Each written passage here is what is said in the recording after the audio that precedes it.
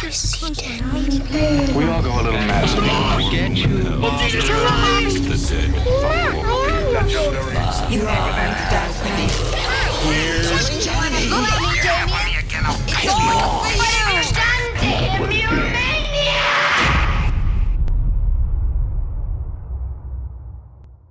Hello, and welcome to the Horror Hour, the place where we discuss, we debate, and we disagree on all things horror. And today, of course, I'm one of the co-hosts. I got ahead of myself, but that's okay. I'm Yutaka. Hello. And then I'm joined with Liam. Hi. And then I'm so excited because we have a guest co-host as well, and that's Cass Clarke. Hey, guys. And we are going to be reviewing Supernatural Academy, a new animated series that just dropped on Peacock. It's a good obviously Supernatural Academy, but I like to think of it as Twilight meets Harry Potter, but animated, because you've got the whole wolves, vampires, and dragons, and then you have magic and elves. And that's just a lot of fun. So first off, we're going to talk about what we did like about the show. Then we'll talk about what we didn't like, give it our overall thoughts, a score, and should you be streaming this? So first off, I'll start with our guest, Cass. What did you like about this? I just thought it was so charming, and I was really surprised by how much I fell in love with the story. It's definitely I think it's rated TV 14, so it's definitely has a YA vibe. But it's just so much fun, and it does a really good job too with handling a bit heavier topics really deftly. They talk about passing, what it means to pass as a marginalized person. They talk about pronouns. They talk about coming out. They have a lot of kind of queer metaphors about how things manifest outside of you. So I was really blown away, and all the episodes are really nice, bite-sized chunks. They're 20, 22 minutes, and it's super fun. So I had a blast. How about you, Liam? Yeah, I would agree with you. I was watching it and I was I kept on thinking I'm watching a kid's show, and then and then something quite hard hitting would come in, and I'd be like, oh no, yeah, this isn't kids, this is young adults. So it hooks you a bit more. You expect to get distracted because of it being a kid, looking like a kid show, and then you're like, oh yeah, no. And it was a very engaging story, really engaging from the get-go. I just watched it all in one go, because I was oh, I want to see what happens next. And it's very rare that something that I watch something like this. That's true. And enjoy it. So. That's also true for Liam. So yeah. So there we go. Liam, I was very shocked when you said you binged this all in this one sitting. I'm like, oh. I was like, well, I guess that means you liked it. Which honestly, same thing here. I really did enjoy the adult or the young adult undertones, because I will say, I think it was in the very first episode when Misha was talking with her friend, and she's like, "Are you an illegal?" I was like, wow. Right? I was like, oh, I wasn't expecting this. Just this little line. I was like, oh, maybe. Yes, there was vulgar language, really, which I still don't think is that vulgar in a sense now in this day and age. But I was like, okay. But then I loved the fact that there were the discussion of pronouns coming out, positive LGBTQIA plus characters, all while still in this animated show that I think is geared towards kids, but also young adults. And I think it does it in a very healthy way. And I just thought, I was like, that is amazing. And then I did like the two lead characters. I really did. I thought obviously there's that trope of your long lost twin. And I was like, okay, but I really, I enjoyed it. I thought, I liked the storyline because I liked how, Misha, this is a whole new world for her. And she is just all about this. and I want to learn more. I want to do more. Meanwhile, Jess is like, I'm top dog, but then gets knocked down a few pegs. And I really enjoyed that. And I also liked that it wasn't just this immediate, oh, I love you. You know, it was they had to build that relationship. And as a twin myself, not identical, I love my twin. She's a B, but I love her. And so I was totally relating to this storyline because I was like, I could see that. I get that. And I will say, yes, there's been a couple times in my life where we've had that, like, you know, twin tuition to where we both thought the same thing at the same time. We're like, and the group, I'm like, did you guys plan that? I'm like, no, that was random and that's creepy. And like, and then it'd be like, I hate you. And so I loved that aspect, and I thought they did a really good job. And kudos to all the voice acting, because I was nervous. Because again, sometimes, you know, young adult, well, Peacock hasn't, I don't know if Peacock's really ventured into the animation department. So I was very, very nervous, but I thought that was handled really well.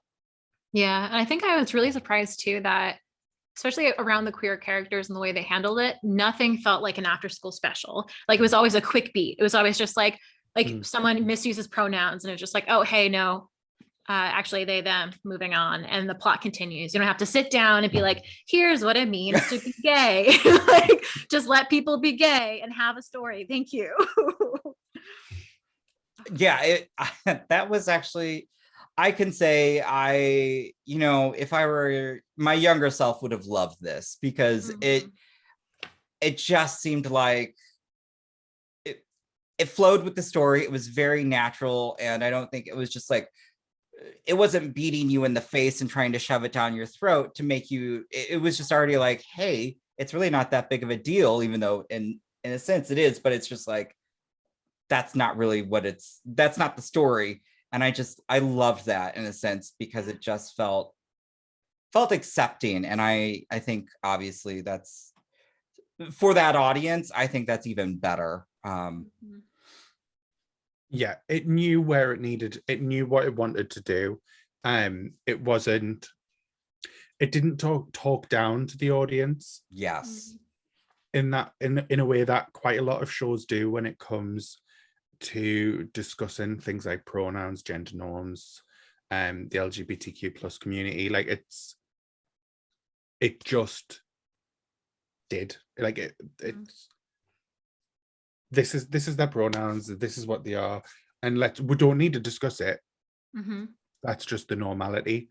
And it was refreshing to have something geared in that way, because it's such a rarity. But it shouldn't be. Absolutely. So it's a good thing where you can go, you know what, if you want to know what you should be doing, look at this. This got it right. This is what you need to look at to know what should be getting done to make sure it is normalized within Hollywood.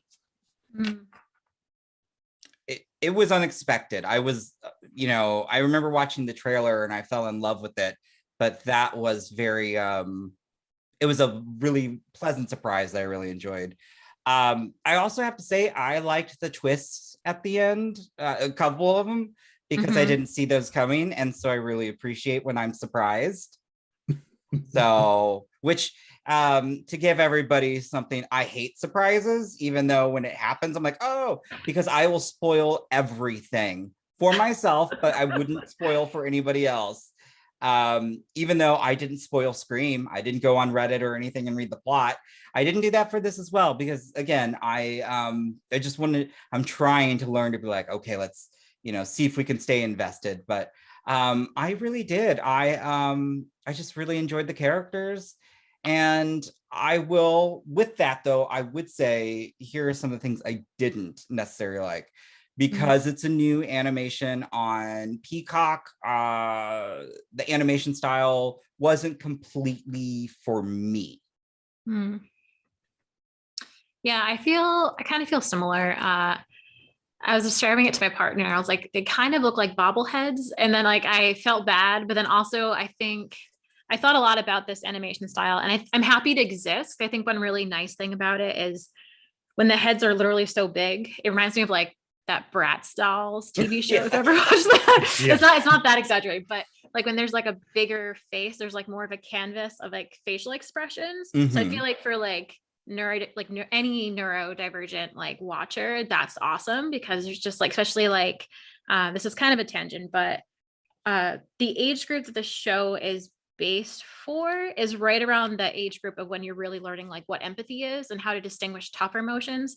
Like when you're like 9 to 10, like, yeah, you understand like feeling happy and sad and angry, but you don't quite understand things like guilt or like what frustration is, like these like secondary emotions. You're still kind of learning what that is and how to see it on other people. So I did think that like for the age group, it was geared towards having these big faces and big bright eyes.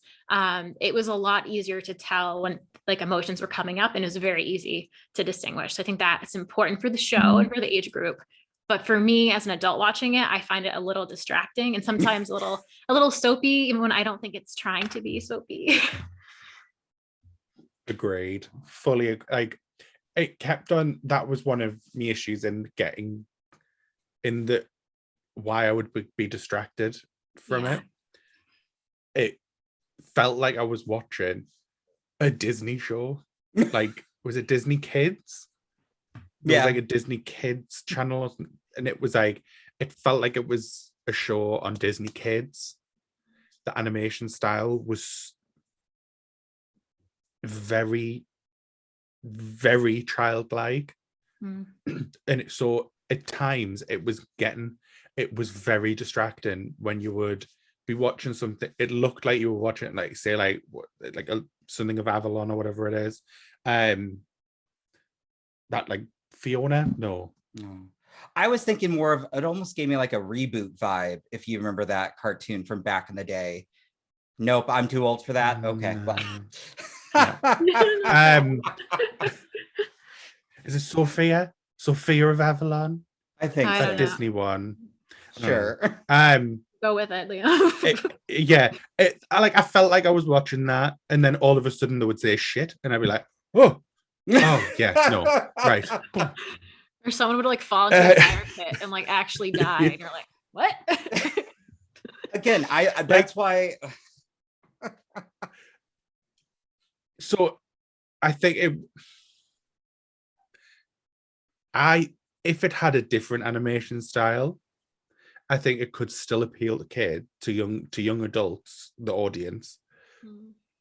But I think if it had went for like an animation style more in line with what Invincible had, I think it would have possibly been able to pull in kids and adults.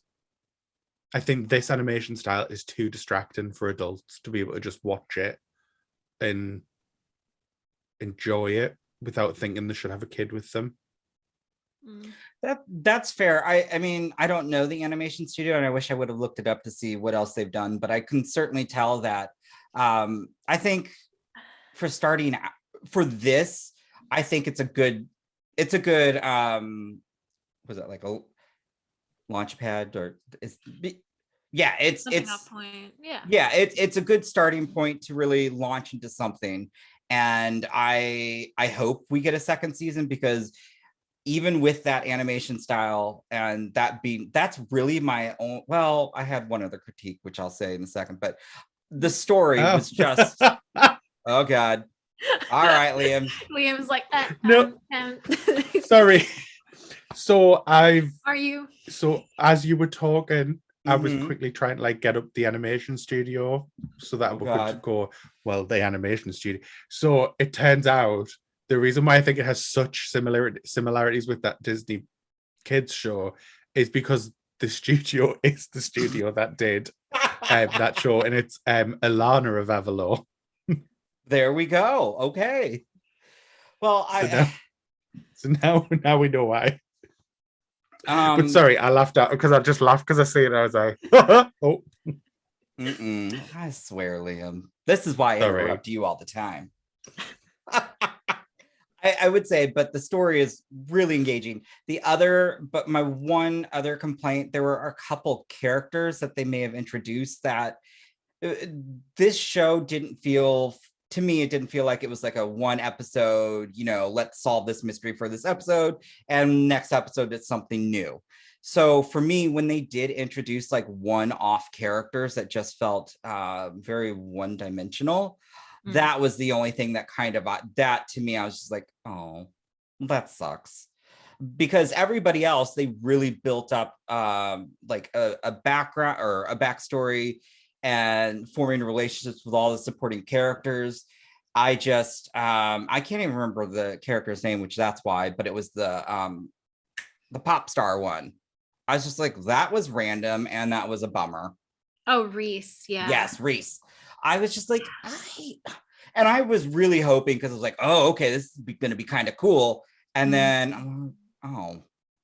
Yeah, it's so weird because that's like the one time where I thought it was, well, this is a spoiler. Everyone, Yeah. spoiler. Spoiler, guys. So Reese dies. And I thought that was bold. And I actually really do love how like people actually die in the show. It's not like they Yes. die and then are magicked back. I think that's important because the show handles heavy issues. So people actually have to die. There's real consequences. Love that.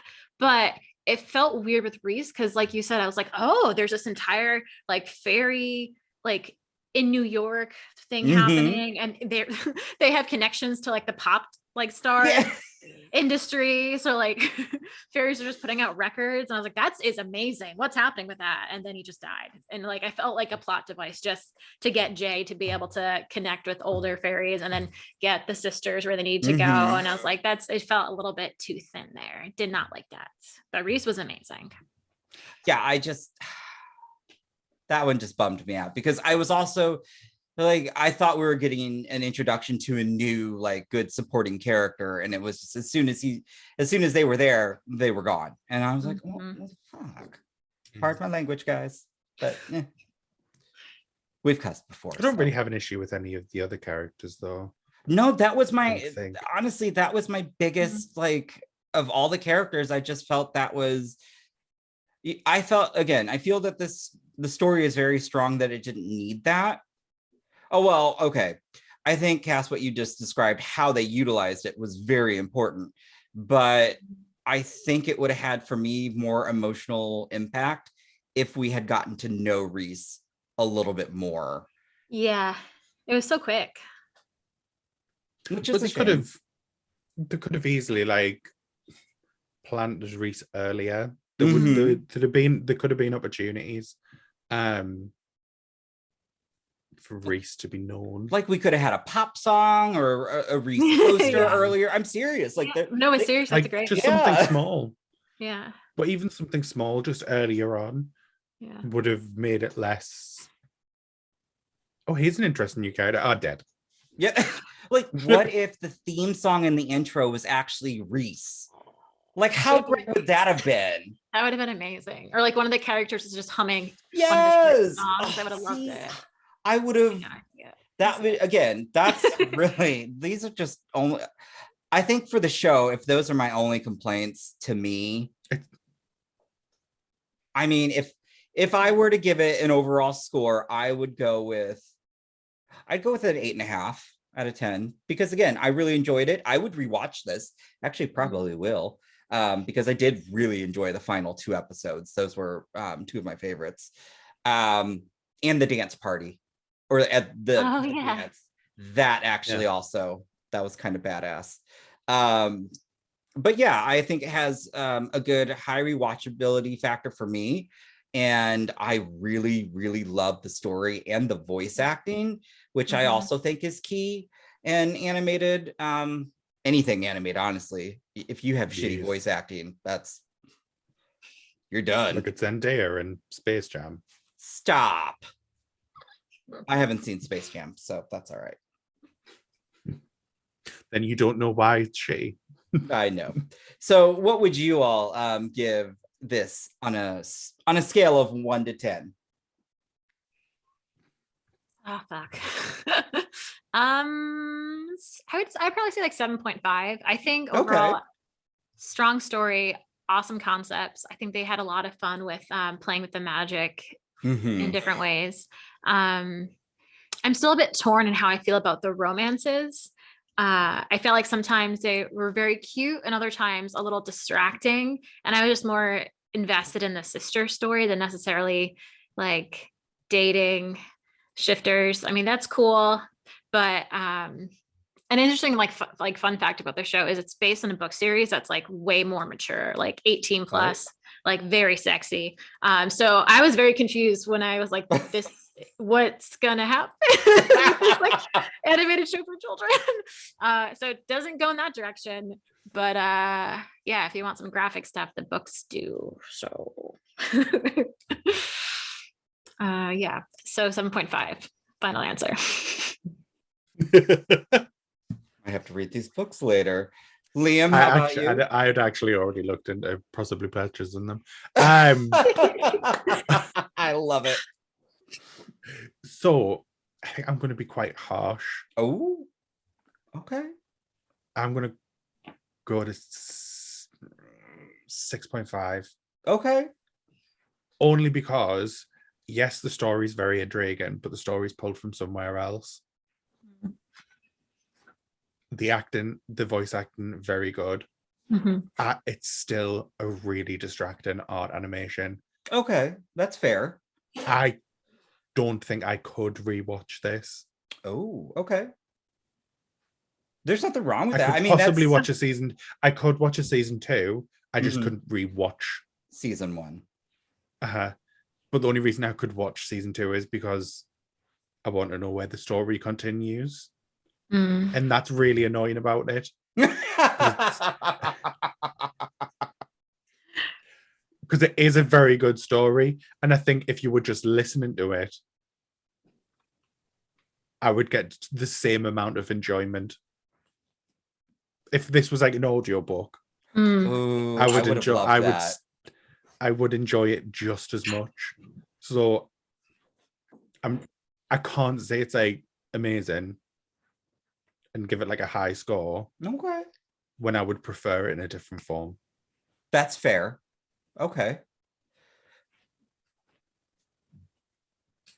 There's nothing wrong with that. Okay. Yeah. Liam is our harshest critic. Actually, no, that's Ben. So that's all right. But hey, I don't think I'm harsh. I just think I'm. Well, then one final question though. Would you suggest people to stream it? Yes. Yeah, I think would so. too. Yeah. Well, I mean, I just want Especially to say young adults, Mm. especially teens and think- preteens. Yeah, I think kids would really learn a lot from this as Mhm. well. And I still think it's a great story, but yeah. But I just want to say thank you to Cass for joining us. Thank you for having me. Oh, no, not a problem. It's fun. And I mean, we're going to have more of you because this is just too much fun. And then thank you, Liam, as always. You weren't as bitchy as normal, so I appreciate that. Yay, go me. Look at me learning. It's all thanks to this show. Yes. And you know, we've got some really great things planned. I'm really excited. So just stick around. And we'll see you next time. Thanks, everyone. Bye. Bye. You have been listening to the Horror Hour. See you next time.